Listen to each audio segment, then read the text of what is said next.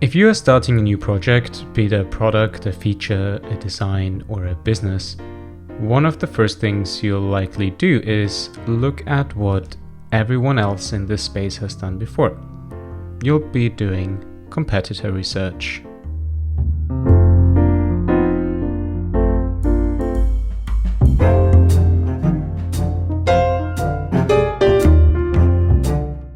Competitor research broadly means looking at what someone else has done to find inspiration for your own idea. It helps to get the lay of the land, to understand what competitors find to be valuable issues to work on, and to think about the problem you're trying to solve from different angles. Ultimately, you want to provide value while being innovative and stand out. It sounds deceptively simple, but there are a few things you might want to keep in mind. I'm Thomas Essl, and this is Product Nuggets.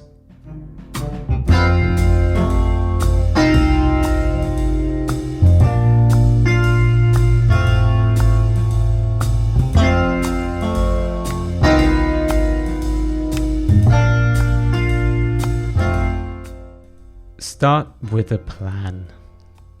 Without structure, competitor research can be a dangerous procrastination task. It can stretch for pretty much as long as you want, not necessarily delivering value at all.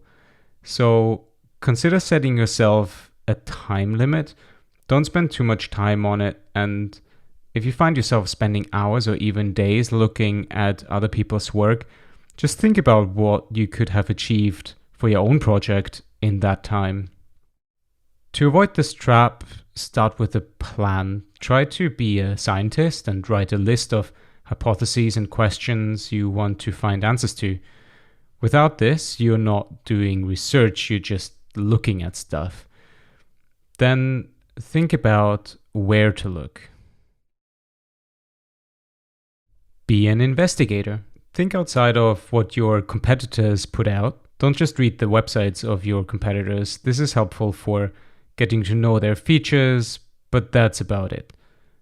If you only look at what others are doing in the same space as you to copy them, the best result you can hope for is just to be as good as them. But if you want to innovate and differentiate your product, you have to look elsewhere. However, it can be good to do this for a little bit, even just as a means of external affirmation.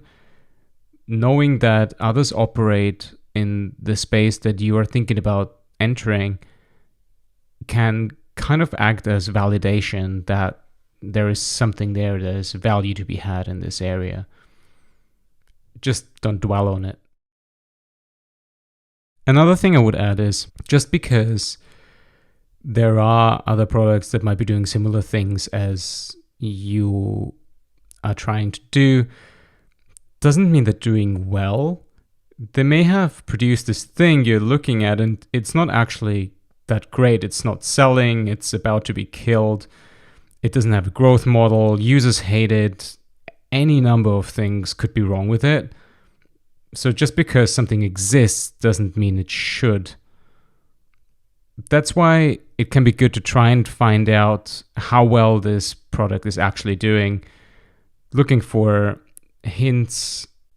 How recently has their website been updated, for example? What sort of features have they released and when? Maybe they've had a pivot in the past because they've explored avenues that didn't work for them and then had to change direction. Look at rankings of different products. Look at their ratings on Glassdoor to see how employees are feeling about that company. Just really try to play Sherlock Holmes and try to look for information below the surface that can give away important hints. This doesn't need to take a lot of time. It's often just about knowing what to look for.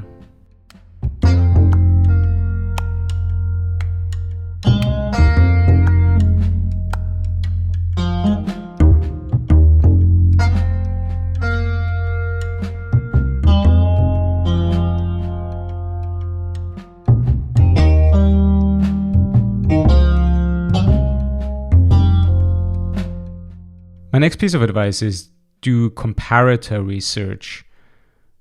What I mean with that is, imagine you are developing an app to book flights.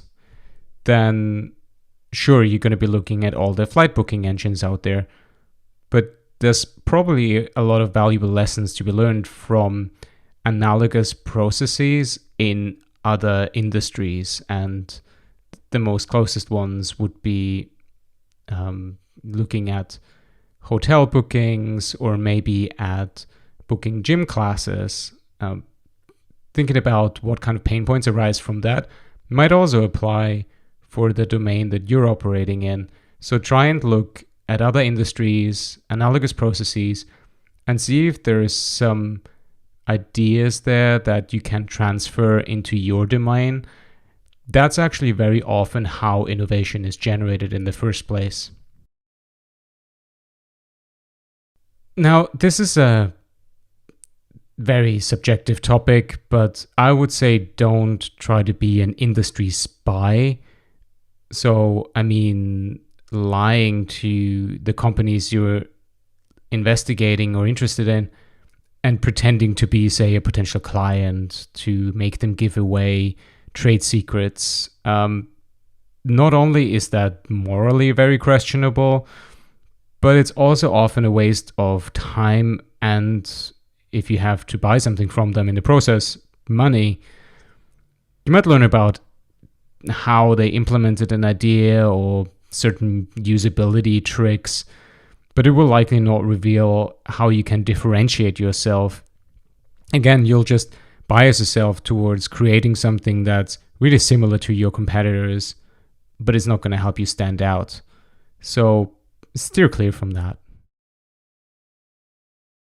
Talking to people can be really valuable. Go to a meetup, call up potential customers and subject experts. Has anyone written about the topic you're researching? And if so, email them. It always feels easy and safe to browse the internet from your desk, but often a 10-minute conversation can save you hours of work. So think about who would really know about this stuff and try to get a conversation with these people. You'll be surprised how often this works and people are actually willing to share their time. Listen to users. Since you know I'm a designer, you won't be surprised by this one. But think about it, just because you haven't actually built anything for them yet doesn't mean they don't exist. So try to get information about who they might be, find out where their community lives, and dig there for details. This might be local community center, or it might be Reddit, but users are a very vocal crowd, so they'll share what they think about your competitors, and you can read it in reviews, in tweets, in forums. Anywhere you can think of, you'll find much more gold here than by looking at your competitor's website. And you might just learn where to find your future users in the process.